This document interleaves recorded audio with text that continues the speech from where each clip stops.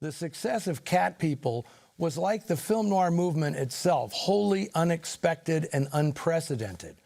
While RKO did invest in some PR ballyhoo in urban markets, it was in the outlying areas where the film outperformed expectations.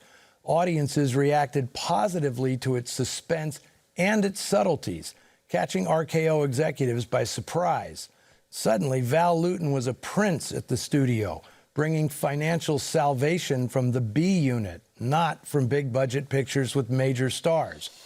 Some of the influential effects introduced in the film included the foreboding use of shadows to convey an imminent threat, letting the viewers' imaginations contribute to the terror rather than displaying the monster and running the risk of dissipating all the dread. Replacing the reveals that were so much a part of Universal monster movies was a device which quickly became known as the Lewton bus, named for the shot that climaxes the scene of Jane Randolph being stalked. It was editor Mark Robeson who suggested the overamped sound of braking tires to make audiences jump. And this technique became a regular feature in Lewton's movies and virtually every horror movie since. It's entirely fitting that cats soon replaced buses as the source of so many frightening false alarms. Cat People was remade in 1982 with Nastasia Kinski in the Simone role. Director Paul Schrader updated the material to include more graphic sex and violence, but the movie's cinematographer, John Bailey, noted that some things just couldn't be improved on.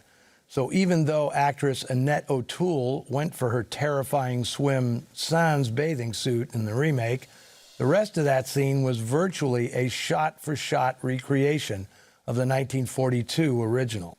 The surprising success of Cat People challenged Lewton to top himself, and he and his collaborators were up to it. Their follow-up, I Walked with a Zombie, took Haitian folklore and superstition for its inspiration, and the result was a spellbinding trip that remains one of the best films of its type. The Afro-Caribbean elements, however, kept the film from maximizing its box office potential in certain parts of the United States, so RKO quickly encouraged Lewton to return to the sleek and sinister allure of big cats.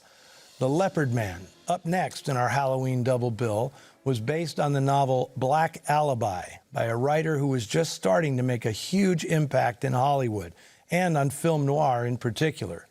Cornell Woolrich was, by sheer volume, the most prolific writer to emerge from American pulp fiction. But success meant nothing to this lonely guy who lived most of his life in a Manhattan hotel suite he shared with his mother. Armed with a Remington portable typewriter, he banged out fear-soaked stories of innocent people trapped in life-and-death circumstances. In the 1940s, Woolrich produced a series of suspense novels, The Bride Wore Black, Phantom Lady, Deadline at Dawn, Black Angel, and many more that provided the plots for memorable noir films. He evoked a world of constant dread and danger, where people raced the clock to save themselves. Nobody wrote a nightmare better than Cornell Woolrich. Coincidentally, one of Woolrich's Columbia University classmates in the 1920s was a Russian immigrant named Vladimir Levitin, who'd arrived in the United States at age 5. Levitin was, like Woolrich, a natural-born storyteller.